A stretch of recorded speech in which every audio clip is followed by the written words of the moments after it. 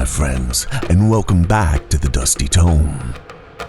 In this episode, we tackle another classic from the great spook master himself, Edgar Allan Poe. The Facts in the Case of M. Valdemar is a short story that speaks to the area of intersection between hypnosis, or mesmerism as it's referred to in the story, and our old dear friend, death. It's a nice blend of horror and science fiction, and when it was first published, many readers believed the story to be a factual account, which probably had a lot to do with Poe's detailed and clinical writing style. It was controversial at the time of its publication due to its graphic and unsettling content. The Facts in the Case of M. Valdemar has inspired gads of film and literature, especially in the horror genre. My wife is a huge fan of Harry Potter, so nearly every time I had to say Valdemar, my lips really wanted to say the name that should not be spoken. Hopefully you can't hear that in the story. Hope you enjoy this creeper, and we'll see you on the other side.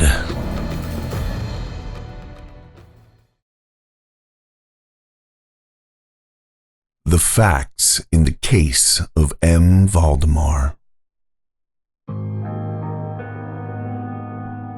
Of course, I shall not pretend to consider it any matter for wonder that the extraordinary case of M. Valdemar has excited discussion. It would have been a miracle had it not, especially under the circumstances. Through the desire of all parties concerned to keep the affair from the public, at least for the present, or until we had further opportunities for investigation, through our endeavors to effect this, a garbled or exaggerated account made its way into society and became the source of many unpleasant misrepresentations, and, very naturally, of a great deal of disbelief. It is now rendered necessary that I give the facts. As far as I comprehend them myself, they are succinctly these. My attention for the last 3 years had been repeatedly drawn to the subject of mesmerism, and about 9 months ago it occurred to me quite suddenly that in the series of experiments made hitherto, there had been a very remarkable and most unaccountable omission. No person had as yet been mesmerized in articulo mortis.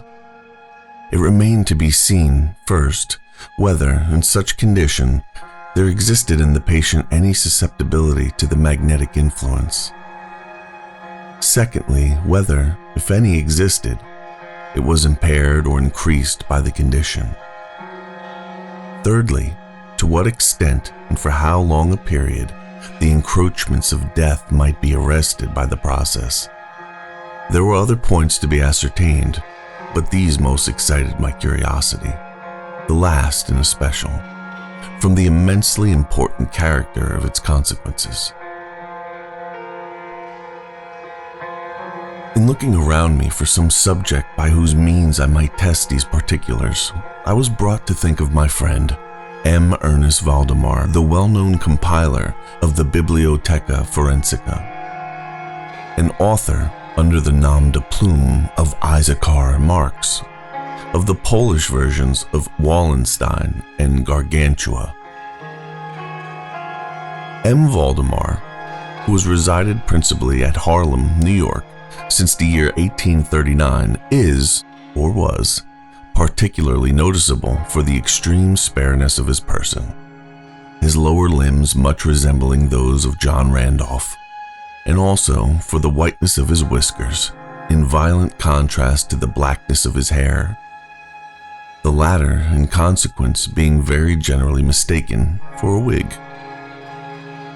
His temperament was markedly nervous and rendered him a good subject for mesmeric experiment.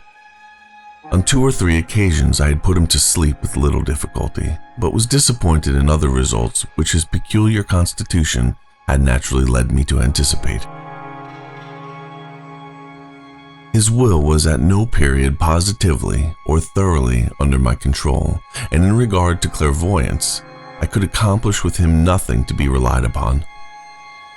I always attributed my failure at these points to the disordered state of his health. For some months previous to my becoming acquainted with him, his physicians had declared him in a confirmed phthisis. It was his custom, indeed, to speak calmly of his approaching dissolution, as of a matter neither to be avoided nor regretted. When the ideas to which I have alluded first occurred to me, it was of course very natural that I should think of M. Valdemar. I knew the steady philosophy of the man too well to apprehend any scruples from him, and he had no relatives in America who would be likely to interfere. I spoke to him frankly upon the subject, and to my surprise, his interest seemed vividly excited. I say to my surprise, for although he had always yielded his person freely to my experiments, he had never before given me any tokens of sympathy with what I did. His disease was of that character which would admit of exact calculation in respect to the epoch of its termination in death, and it was finally arranged between us that he would send for me about 24 hours before the period announced by his physicians as that of his decease. It is now rather more than 7 months since I received from M. Valdemar himself the subjoined note. My dear P, you may as well come now. D and F are agreed that I cannot hold out beyond tomorrow midnight, and I think they have hit the time very nearly. Valdemar. I received this note within half an hour after it was written, and in 15 minutes more I was in the dying man's chamber. I had not seen him for 10 days and was appalled by the fearful alteration which the brief interval had wrought in him. His face wore a leaden hue, the eyes were utterly lusterless, and the emaciation was so extreme that the skin had been broken through by the cheekbones. His expectoration was excessive. The pulse was barely perceptible. He retained, nevertheless, in a very remarkable manner, both his mental power and a certain degree of physical strength. He spoke with distinctness, took some palliative medicines without aid, and, when I entered the room, was occupied in penciling memoranda in a pocketbook. He was propped up in the bed by pillows. Doctors D and F were in attendance. After pressing Valdemar's hand, I took these gentlemen aside and obtained from them a minute account of the patient's condition. The left lung had been for 18 months in a semi-osseous or cartilaginous state and was of course entirely useless for all purposes of vitality. The right, in its upper portion, was also partially, if not thoroughly, ossified, while the lower region was merely a mass of purulent tubercles, running one into another. Several extensive perforations existed, and at one point, permanent adhesion to the ribs had taken place. These appearances in the right lobe were of comparatively recent date. The ossification had proceeded with very unusual rapidity. No sign of it had been discovered a month before, and the adhesion had only been observed during the 3 previous days. Independently of the phthisis, the patient was suspected of aneurysm of the aorta, but on this point the osseous symptoms rendered an exact diagnosis impossible. It was the opinion of both physicians that M. Valdemar would die about midnight on the morrow, Sunday. It was then 7 o'clock on Saturday evening. On quitting the invalid's bedside to hold conversation with myself, Doctors D and F had bidden him a final farewell. It had not been their intention to return, but at my request they agreed to look in upon the patient about 10 the next night. When they had gone, I spoke freely with M. Valdemar on the subject of his approaching dissolution, as well as, more particularly, of the experiment proposed. He still professed himself quite willing and even anxious to have it made, and urged me to commence it at once.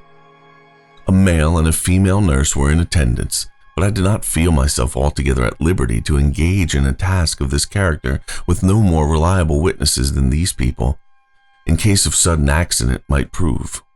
I therefore postponed operations until about 8 the next night, when the arrival of a medical student with whom I had some acquaintance, Mr. Theodore L., relieved me from farther embarrassment. It had been my design, originally, to wait for the physicians, but I was induced to proceed first by the urgent entreaties of M. Valdemar, and secondly, by my conviction that I had not a moment to lose, as he was evidently sinking fast. Mr. L. was so kind as to accede to my desire that he would take notes of all that occurred, and it is from his memoranda that what I now have to relate is, for the most part, either condensed or copied verbatim. It wanted about 5 minutes of 8 when, taking the patient's hand, I begged him to state, as distinctly as he could, to Mr. L. whether he, M. Valdemar, was entirely willing that I should make the experiment of mesmerizing him in his then condition. He replied feebly, yet quite audibly, "Yes, I wish to be. I fear you have mesmerized," adding immediately afterwards, "I fear you have deferred it too long." While he spoke thus, I commenced the passes which I had already found most effectual in subduing him. He was evidently influenced with the first lateral stroke of my hand across his forehead, but although I exerted all my powers, no further perceptible effect was induced until some minutes after 10 o'clock, when Doctors D and F called, according to appointment. I explained to them in a few words what I designed, and as they opposed no objection, saying that the patient was already in the death agony, I proceeded without hesitation, exchanging, however, the lateral passes for downward ones, and directing my gaze entirely into the right eye of the sufferer. By this time his pulse was imperceptible and his breathing more stertorous, and at intervals of half a minute. This condition was nearly unaltered for a quarter of an hour. At the expiration of this period, however, a natural, although a very deep sigh escaped the bosom of the dying man, and the stertorous breathing ceased. That is to say, its stertorousness was no longer apparent. The intervals were undiminished. The patient's extremities were of an icy coldness. At 5 minutes before 11, I perceived unequivocal signs of the mesmeric influence. The glassy roll of the eye was changed for that expression of uneasy inward examination which is never seen except in cases of sleep-waking, and which it is quite impossible to mistake. With a few rapid lateral passes, I made the lids quiver, as in incipient sleep, and with a few more I closed them all together. I was not satisfied, however, with this, but continued the manipulations vigorously, and with the fullest exertion of the will, until I had completely stiffened the limbs of the slumberer after placing them in a seemingly easy position. The legs were at full length, the arms were nearly so, and reposed on the bed at a moderate distance from the loin. The head was very slightly elevated. When I had accomplished this, it was fully midnight, and I requested the gentlemen present to examine M. Valdemar's condition.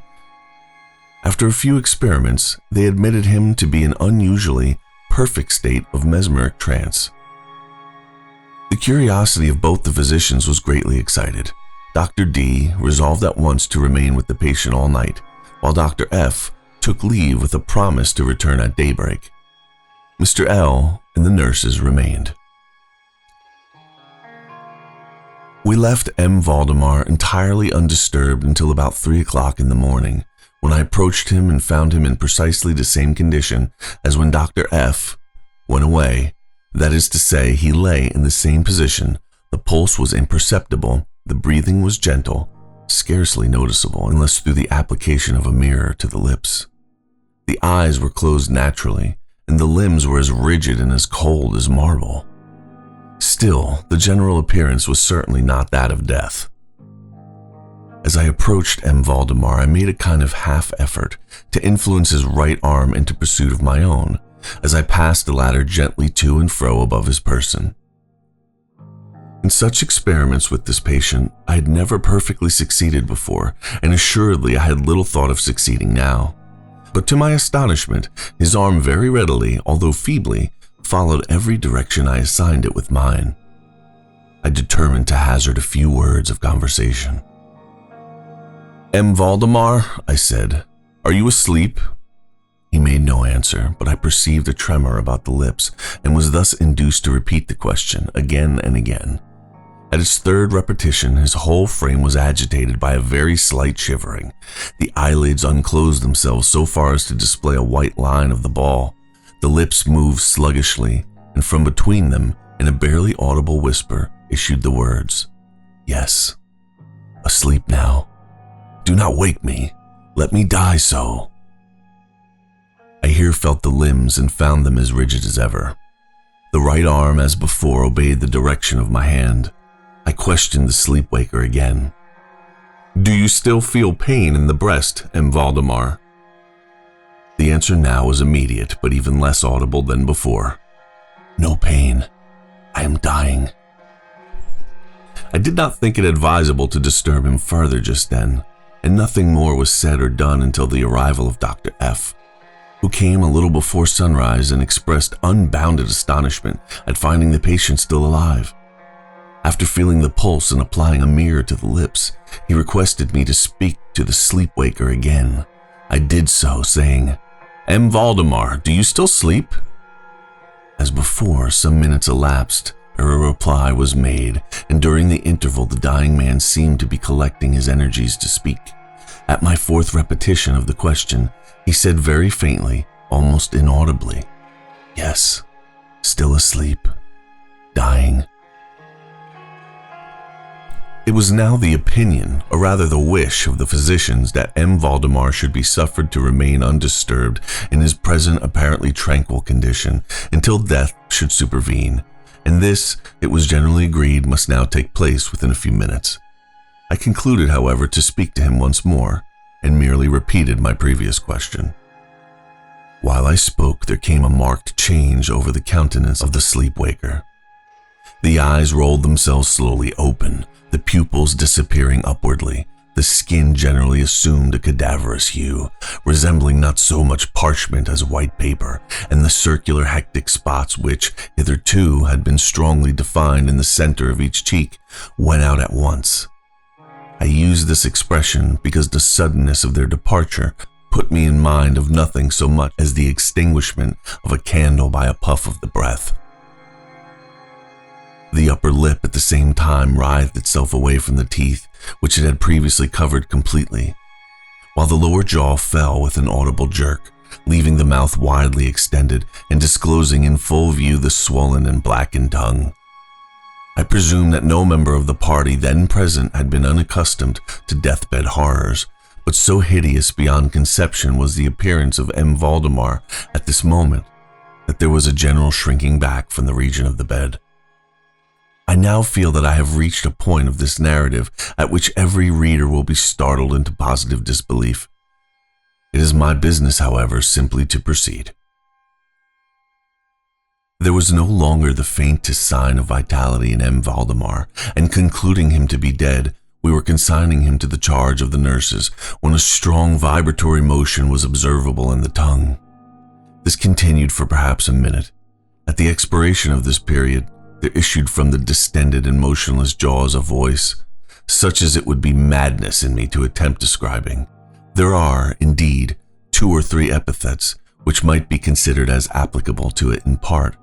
I might say, for example, that the sound was harsh and broken and hollow, but the hideous whole is indescribable, for the simple reason that no similar sounds have ever jarred upon the ear of humanity. There were 2 particulars, nevertheless, which I thought then and still think might fairly be stated as characteristic of the intonation, as well adapted to convey some idea of its unearthly peculiarity. In the first place, the voice seemed to reach our ears, at least mine, from a vast distance, or from some deep cavern within the earth. In the second place, it impressed me, I fear indeed that it will be impossible to make myself comprehended, as gelatinous or glutinous matters impress the sense of touch. I have spoken both of sound and of voice. I mean to say that the sound was one of distinct, of even wonderfully, thrillingly distinct, syllabification. Valdemar spoke, obviously in reply to the question I had propounded to him a few minutes before. I had asked him, it will be remembered, if he still slept. He now said, "Yes. No. I have been sleeping, and now I am dead. No person even affected to deny or attempted to repress the unutterable, shuddering horror which those few words thus uttered were so well calculated to convey. Mr. L, the student, swooned. The nurses immediately left the chamber and could not be induced to return. My own impressions I would not pretend to render intelligible to the reader.